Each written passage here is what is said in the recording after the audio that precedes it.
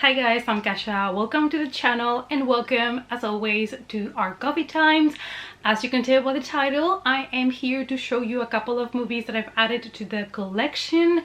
I used to do these videos a lot more often, but you know, since moving and changing countries and all of that, I have not really been movie shopping, but there's a couple of things that I have found here and there, so I wanted to show them to you guys. I do still have a supplier in Germany, so every time I go I'm gonna pick up some stuff there and make a haul. But for now I'm gonna show you the things that I have bought since I moved to the Netherlands.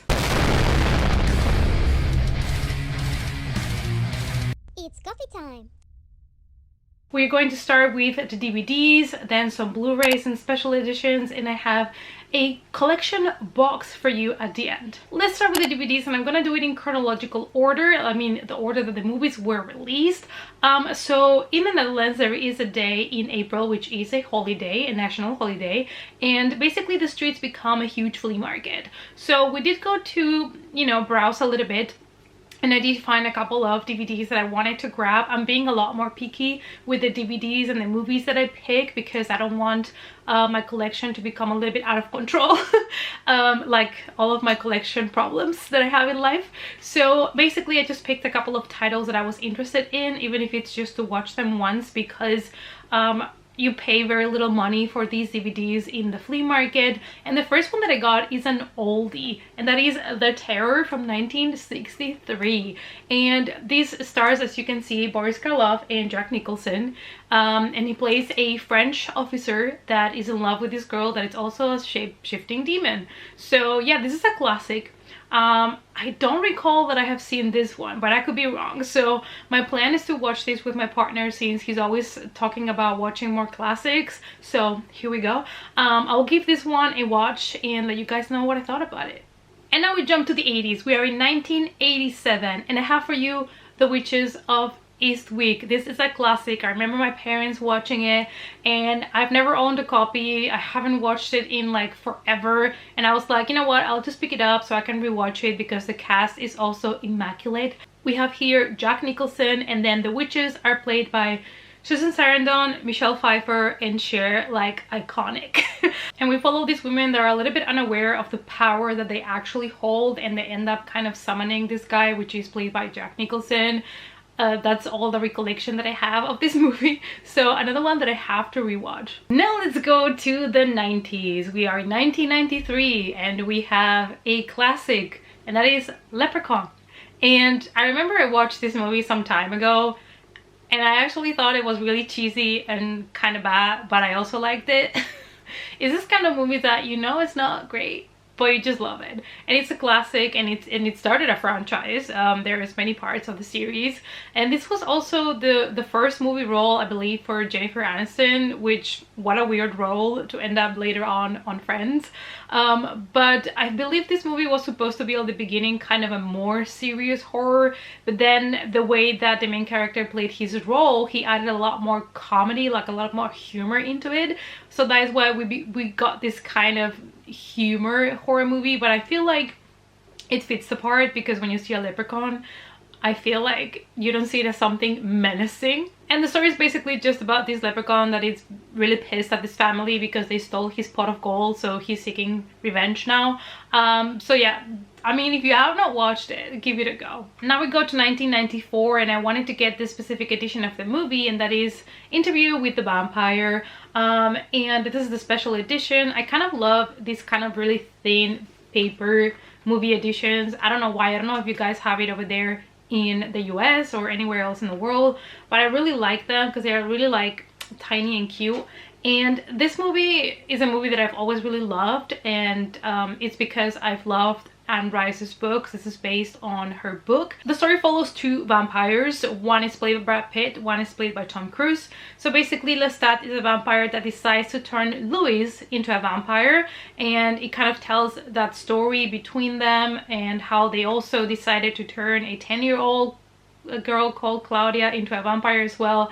And it follows the story of Louis as he's having an interview, and he is revealing all of these things from his past, so it's kind of told from flashbacks as Louis is telling his story, and it's still one of my favorite vampire movies. Now we have an interesting one from 1997 because this movie was a television film, so I never really had the chance to watch it. I've never really found it in any like platforms online, and I never really seen this film, so I saw it when I saw it at the flea market.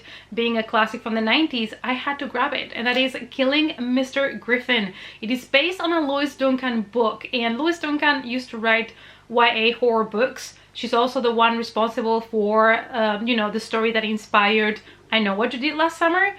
And I'm really intrigued about this one. The cast is also kind of interesting because we have here Mario Lopez, which I'm like, excuse me. I only know him from Saved by the Bell. I don't know, it's gonna be really interesting to see. I've never watched this film, so there is few movies from the 90s that are horror or thrillers that I have not seen at this point, so I'm glad that I found something new. And now from 1998 we have a movie that I wanted to get because I have been dying to rewatch this film. I watched it when it came out in the theater. I went to watch it, and that is Urban Legend. This is the movie that Jared Leto says he never was on, but there he is. And it's all about this school where people start dying and the way that they're being killed. It's all kind of based or related to urban legends. I believe even Brad Dourif and Robert Englund are in the film. And yeah, I watched it when it came out. I don't know if I've ever really rewatched it, so I feel like it's time. It's been a long time, and it's one of those classic from the 90s, a classic slasher. Next we have Rose Red from 2002. Now, why did I pick this one up? Well, it is a script by Stephen King. This is a, I believe it was a mini-series, but here in Spain, I mean in Europe at least, it has been always sold kind of as a DVD movie kind of style. I used to own a copy of this when I was younger, but I got it from my video store when I was working at back in the day, and because it was a rental copy and I also watched it a couple of times, it started to get stuck in places and I could never rewatch it again, so I was waiting to find another copy of it. So I'm really glad that I have one because I want to revisit this one as well. It's about a college professor and his team of physicists that go to this mansion because there's supposed to be mysteries here, disappearances, possible ghosts, and you know, I'm a sucker for all of that. And I've always really enjoyed this story, and I haven't seen it in a long time because the copy, I think I still even have that copy, but it always gets stuck in places, so I need a new copy. Moving on to Saw from 2004, and why did I buy this copy? Because I am collecting the steelbooks of the movies. I have a couple already and I did not have the first one in steelbook. I don't think this one needs much of an introduction. This is a James Wan movie. It was his feature directorial debut, and Leigh Whannell did the script for this one and also is a part of the film.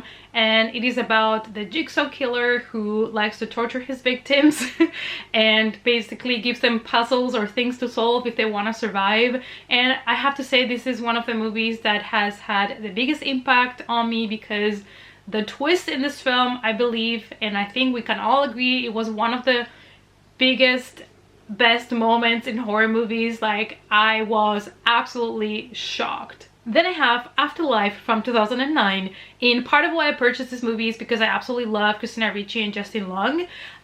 It also has Liam Neeson. And this is the story about Anna that basically finds herself in a funeral home, and she's able to see her body as it's gonna be prepared, you know, for the burial and stuff like that, and she feels like she's trapped in this place. I watched it when it came out and I have never rewatched it since, but I remember really enjoying it. I don't know if it might be a guilty pleasure or not, but I wanted to add this one for the collection because I feel like this is one that I would definitely like to rewatch. Now we're moving to the Blu-rays, and the first one is a TV show, and I don't think this one needs much introduction. It is a TV show from Netflix, and that is The Haunting of Bly Manor. I've been meaning to grab this one and Hill House on Blu-ray. I still need to get Hill House. It's a little bit expensive, but I'm hoping to be able to get a copy because I would like to have everything by Mike Flanagan in physical form. So I will be getting the rest of his filmography and probably show it in next hauls because I just love that man. Okay, I love that man. In Mike Flanagan we trust. Needless to say, I'm obsessed with his TV shows. I really hope that Midnight Mass is gonna get a Blu-ray release. Everybody's waiting for it, everybody wants it, so I really hope that we're gonna get one because it has been thus far his best TV show. Then we have Pig from 2021, a movie that I couldn't see in the cinema and I've been dying to watch, so I decided to pick up the Blu-ray now that it's gone a little bit down on price. And I still have not watched it, but I really want to. It basically follows Nicolas Cage. Is this a drama film in which he needs to go and find his pig because his pig has been kidnapped? That's all I know. I've stayed spoiler free. I'm probably gonna cry. But I'm really excited. I feel like this is a movie that I need to be in the right mood for, so I have been putting it off for a little bit because I've been more in the mood for like lighter things, but I definitely need to get to this one. And now let's go to two steelbooks that I have. The first one is Malignant, a very controversial film. A lot of people love it, but also a lot of people also hate it. So I'm part of the people that absolutely loved this movie and had a blast and cannot wait to rewatch the whole thing and have a lot of fun with it. Hopefully, maybe I will get the director's, you know, commentary and things like that, because I'm just obsessed with this film. Yeah, so I really wanted to have the steelbook. I believe this one comes from Italy. And this is a James Wan movie. He kind of wanted to, you know, distance himself a little bit from the Conjuring franchise, because I feel like that was for him a blessing and a curse at the same time, and it put a lot of pressure on him, and I feel like he just wanted to have fun with the film, and this is also an original script. So I feel like he definitely managed to have fun himself and bring fun to us horror lovers. And this is a movie that is supposed to be with a cheesy script, you know, like cliche. It's supposed to be like that, so the humor might not be for you. But I just had a blast. And the other steelbook that I got is Scream 2022, Scream 5, however you want to call it. Obviously I had to add this one to the collection. I really enjoyed the film. Definitely, I think I put it in number 3 of my ranking. Really enjoyed it. It felt nostalgic at times. I felt like they did a good job. Was it perfect? Obviously not, but honestly, if I consider other remakes and sequels that are coming out right now, like, you know, Firestarter and stuff, I'm really happy with this. Like, it makes me value this film a lot more. I did feel like they did justice to the franchise. It might have been what everybody was expecting, but I understand also why they had to put a lot more focus on the new cast and try to, you know, bring it also to the younger audiences that might not really be familiar with the franchise. All in all, it was a lot of fun. I've already watched this one twice, and I feel like I could rewatch it again, so it's a great slasher. And last but definitely not least, I have a Scream Factory box, and that is the Friday the 13th Collector's Edition. Now, I have some of the Friday the 13th movies in DVD, but when I saw this box, I knew I had to get it because it is perfect for displaying it. It is complete with everything and perfect if you want to do a marathon. So it comes with all 12 movies plus a bonus disc. Now, Friday the 13th franchise is quite big. It has 12 movies, it has video games, it has comic books, it even has a TV show that came out, I believe, in 1987 until 1990, and I've never seen it. It never aired anywhere that I have seen, so that is something that I would like to look out for because I've never seen the TV show. My partner has never seen all the films, I believe, so he wanted to do a marathon, so it's gonna be perfect to do a complete marathon of the movies, and I'm really glad that I have now everything in just one little box. Originally, this film, Friday the 13th, was created to cash in money after the success of Halloween, so we have to thank Halloween for that. And it is all based around Jason Voorhees and how he had an accident at a camp, summer camp, Camp Crystal Lake, and he drowned because the camp staff were not paying attention. So it's kind of like a revenge story, and he just hunts down the teenagers and the camp staff that are there every year. And in all the movies he's being mentioned, he appears, all of these things. Yeah, it was great. It also, the first movie has one of the most unexpected endings as well from the horror franchises, and I absolutely loved it when I saw it for the first time. Obviously now I know what's gonna happen, but I always had a soft spot for Jason. Alright guys, so for this one I am going to unbox and show this one on camera. I've been waiting for this video so that I can finally unbox this Friday the 13th collection deluxe edition by Scream Factory. So here's how the back looks like, and I love that it pays homage to the different faces, may I say, and costumes that we have seen from Jason throughout the whole franchise, in the whole movies, and it goes on to this side. I absolutely love it. And on this side, I believe if we remove this thing here, then we get the end of the picture. There we go. This is from the first Friday the 13th movie, so I'm guessing it goes chronologically from the first ones to the last ones. That's actually pretty neat.